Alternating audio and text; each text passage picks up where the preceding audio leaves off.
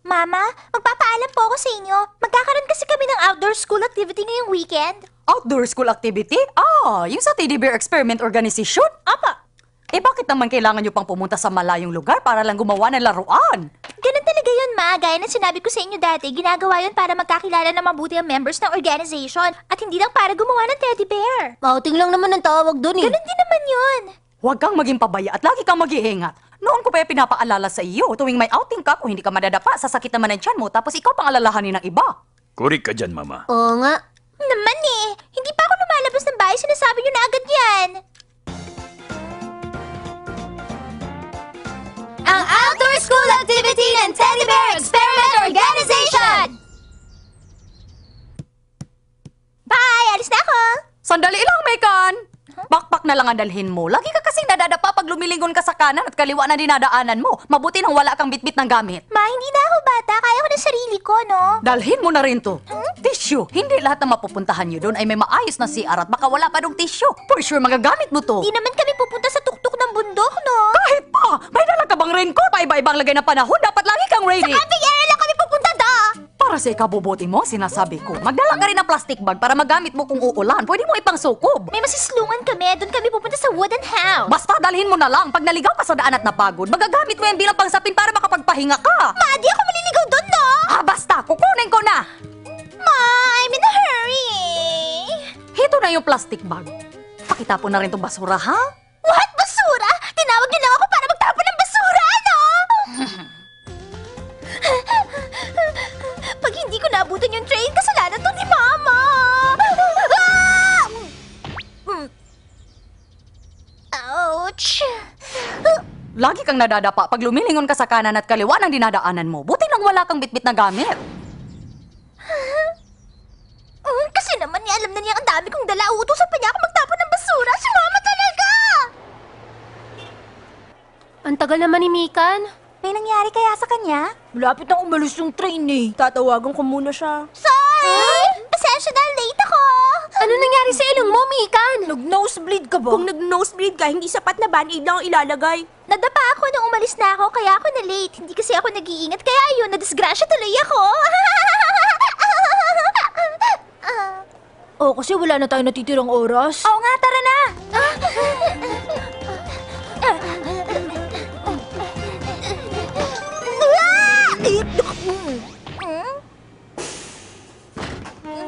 Okay ka lang ba, Mikan? Okay lang ako. Anong oras kaya tayo makakarating doon? Mga 11 siguro. Gosh, ito pa naman ang pinakaihintay kong outing. Magsisimula pa lang, minamalas na ako. Ay! Mahirap kasing kumilos pag madaming tayong dala eh. Noon ko pa yung pinapaalala sa iyo, tuwing may outing ka, kung hindi ka madadapa, sasakit naman ang tiyan mo. Tapos ikaw pang alalahanin ng iba. Mikon, ang dami naman yan. Puro chichirya pala ang laman ng bag mo eh. Malayo kasi ang pupuntahan natin at mas masaya ang outing kung madaming baon. Si Mikan talaga, pangalawang juice mo na yan, di ba? Sa dami ng dala mong baon, siguradong tataba ka niyang pag nag-outing. Baka naman biglang sumakit ang tiyan mo niyan, Mikan.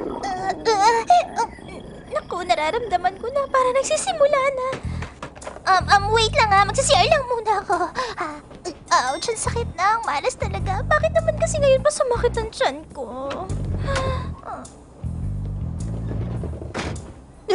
Walang tissue dito! Dalhin mo tong tissue. Hindi lahat na mapupuntahan nyo doon ay may maayos na CR at baka wala pa dong tissue. Siguradong magagamit mo to. Gosh, parang nagkatotoo lahat ng sinabi ni Mama. Mukhang tama siya. Okay, makinig kayo. Ito yung mga activities natin. Pagdating natin sa station, maghihintay doon yung private car ng cabin. At doon na tayo magre-register. At pagkatapos, pupunta na tayo sa Teddy Bear Museum. Sana balang araw i-exhibit din doon yung mga teddy bear na gawa natin. Oo nga. Pagkatapos naman nun, pupunta na tayo sa tabing ilog at doon tayo magluluto ng barbecue. Excited na ba kayo? Wow! Barbecue! O teka, Mika, nakala ko ba masakit yung tiyan mo? I'm fine na eh. Nakarating na tayo! Ang sarap ng sariwang hangin. Yay, camping! Wala pa naman tayo sa campsite Oo nga eh.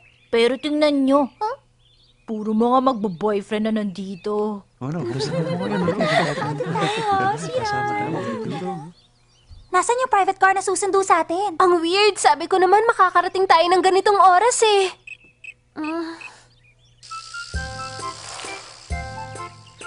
Oh, Mikon, kailangan mo pa kasing lakasan ng pagpedal. Nilalakasan ko na nga, no? Pasensya na kasi hindi ako sanay. Hindi naman kasi ako pumunta dito para mag-bike, no? Wala na tayo magagawa. May emergency daw kasi kaya hindi pwedeng gamitin yung private car. Di ba, magandang experience din to.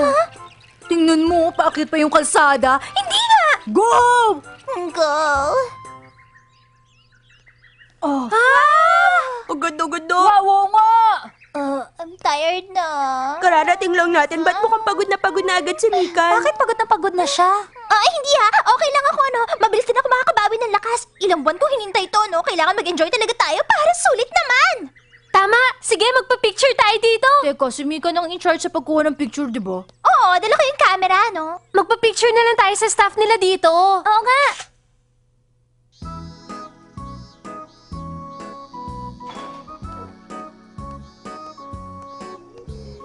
Paano yan? Puro naman teddy bear ang lahat ng lugar. Syempre naman, ano bang ina-expect mo? Teddy Bear Museum to eh. Pero wala naman tong pinagkaiba sa mga teddy bear na ginawa natin eh. Joke lang!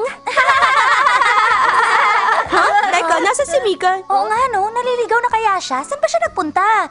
I'm here! Here! Pagkatapos ng 10 seconds, mag-post kayo, ha? Isa-set ko na! Mikan, bilisan mo!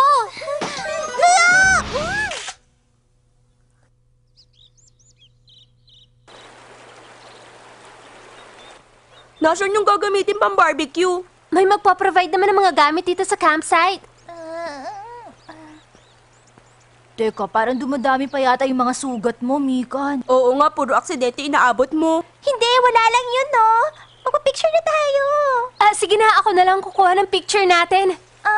Okay lang. Kaya ko na to.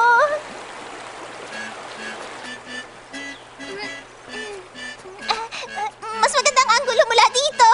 Okay, say cheese! Mikan, delikado yan! Mag-iingat ka! Baka madudulas! Huwag kayong mag-alala. Okay, say cheese! Sabi na nga ba eh, kanina pa kasi masama ang kutob ko eh. Mikan! Abangan ang susunod na mangyayari sa part 2! Ata Shinchi, Ata Shinchi! Ata Shinchi! Ata Shinchi! Ata Shinchi!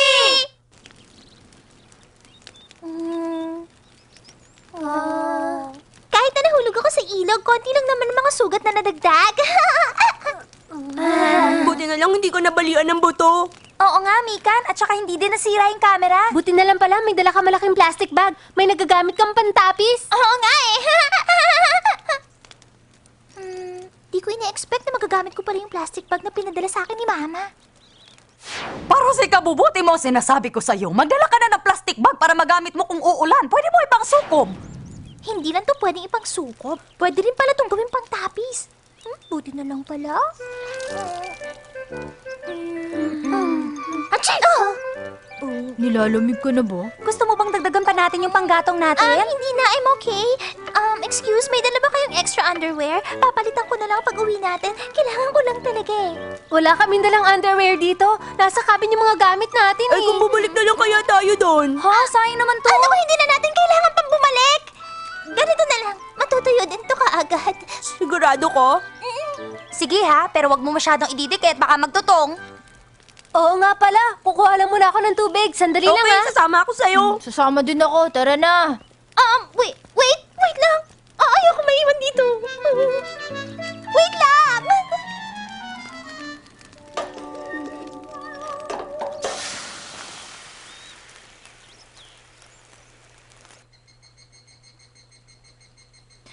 Ay, Mika, lumapit ka na doon. Sumama ka na sa picture.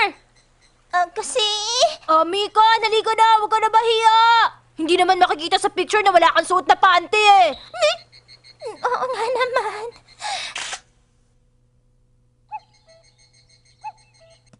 Ano kaya ang hapunan natin? Sana masarap. I'm hungry na eh. Hindi ka kasi gano'n nakakain ng barbecue dahil naiilang ka, wala kang panty. Wow, yucky! Ang sarap! May beef pa! O ano, masarap ba ang hapunan, Mika? Alam niyo na siguro kung paano iluto yan, no? Puro mga babae naman kayo eh. Opo, kaya na po namin to. O sige, kayo nang bahala dyan ha. Basta huwag kayo mahihiya. Kumain lang kayo. Opo! Ayos, magluto na tayo pakibukas yung stove. Okay. Paano ba ito sisimulan? Mikan, ito ba dapat ang una ilalagay? Oo, yan nga!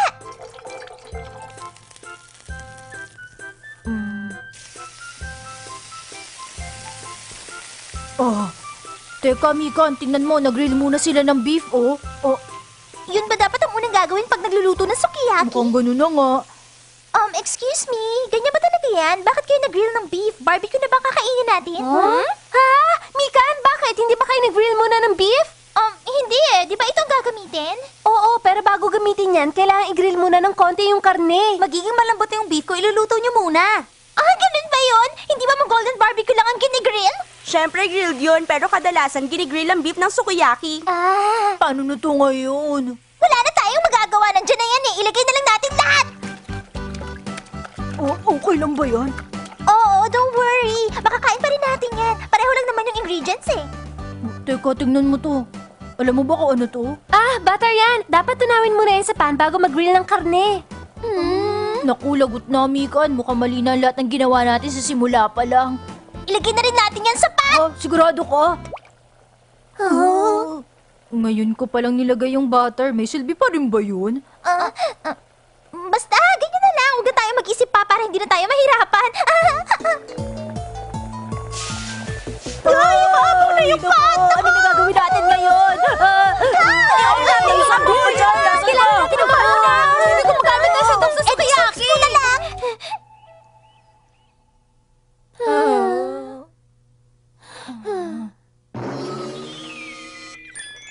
Kumain na tayo! Wow, mukhang masarap! Pakilagyan naman to. Okay.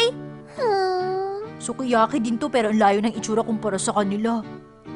Buti pa kumain na lang tayo. Hungry na ako kanina pa eh. Oo nga. Ay, sarap! Oo nga, ang lambot ng beef.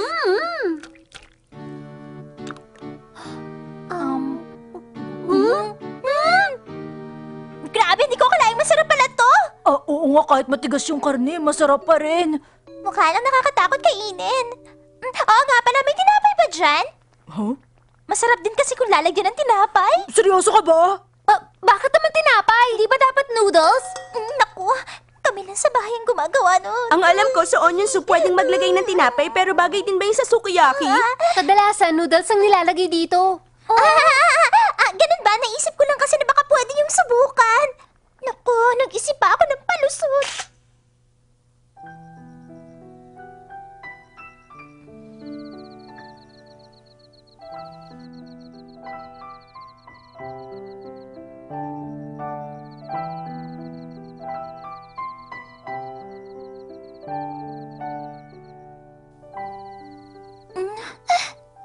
Hindi ka ba makatulog? Huwag mong dibdibin yon. Kahit na pa ang sabihin ng iba, masarap pa rin ang sukiyaki natin. Magiging masayang alaala din yon pag alis natin dito.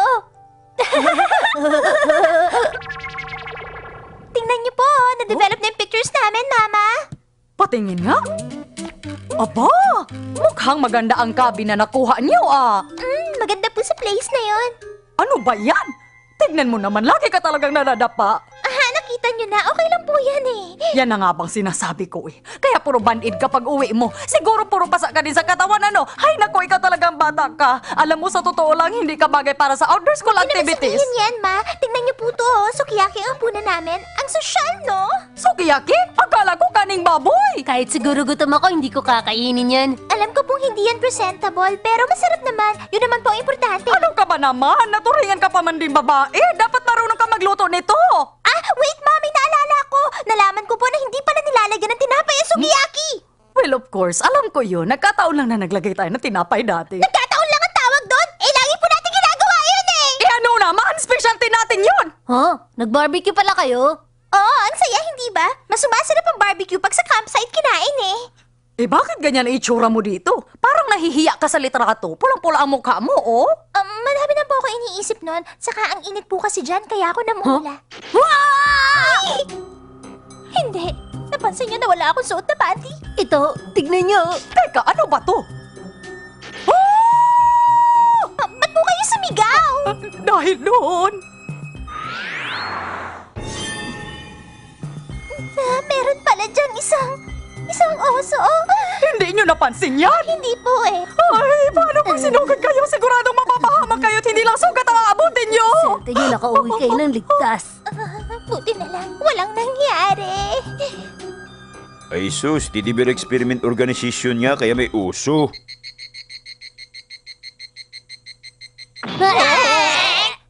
Atashinchi! Atashinchi! Atashinchi! Atasenchi! Atasenchi! May mga exciting pang mangyayari. Panoorin nyo. Tara! Makapaglaro tayo kay Mama!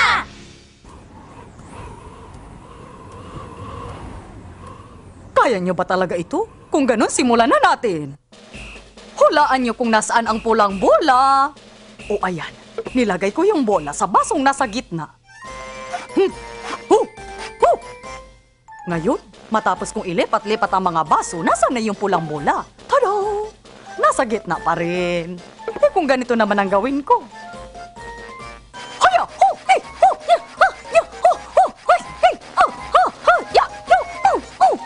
Asa na? O ayan, nasa na kaya? Tan-ta-ta-tan! Kung matalas talaga ang mga mata nyo, hindi kayo mahihirapang alamin na nasa pangatlong baso na ang pulang bola. Nasundan nyo ba yun? Ito ang huling mensahe ko sa inyo. Kung gusto nyo luminaw ang mata nyo, kumain kayo ng squash!